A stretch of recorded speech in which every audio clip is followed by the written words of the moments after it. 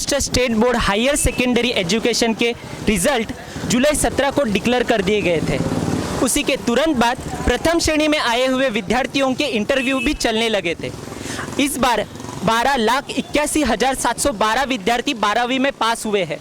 आइए ऐसे ही कुछ विद्यार्थियों से हम आज कुर्ला में मिलने वाले हैं।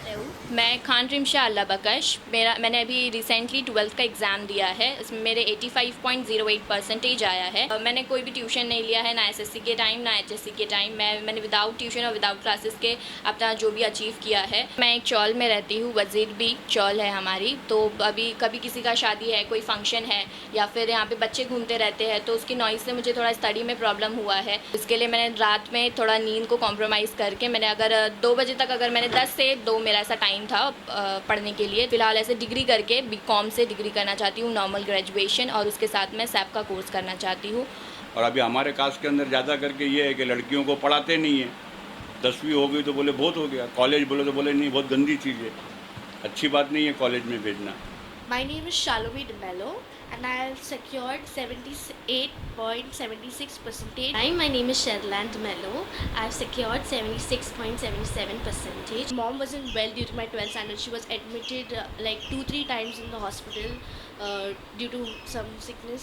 So that way I had to go to the hospitals, then she had to do housework, or I had to be at home and I had to do the housework and she had to go to the hospital. We had to take care of our mother, we had to study, we had to go to classes, we had to go to college. Exam के समय मेरी बीबी hospital में थी, तभी भी वो लोग उनके काम बोलेंगे तो घर का काम, पढ़ाई वो सब का करते थे।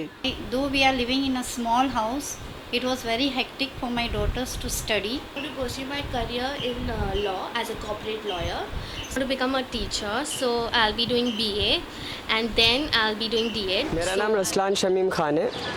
मुझे 12th में 82.6% मिले हैं। सफ़र एक्चुअली बहुत ही डिफ़िकल्ट गया क्योंकि मैं जब कॉलेज ज्वाइन किया तो मेरे पास ऑलमोस्ट 5 to 6 मंथ से प्रिपरेशन के लिए, और उसमें मुझे बहुत स्ट्रगल करना था। फिर मुझे सेल्फ स्टडी के लिए ज़्यादा टाइम देना पड़ा उसमें।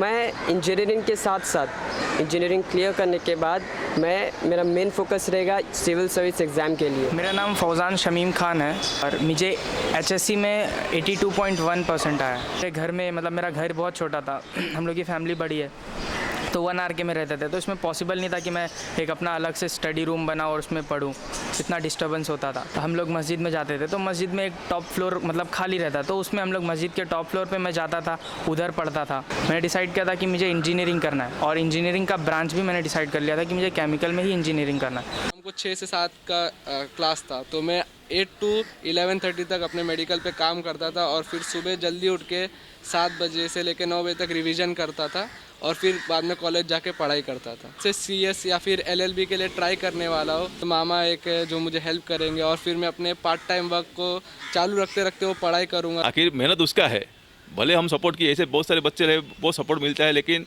अगर बच्चे में रुचि नहीं होएगा तो आगे नहीं बढ़ सकता है। उसे रुचि रहा, उसे इंटरेस्ट दिखाया, उसने अपना लगन लगाया और सक्सेस हुआ।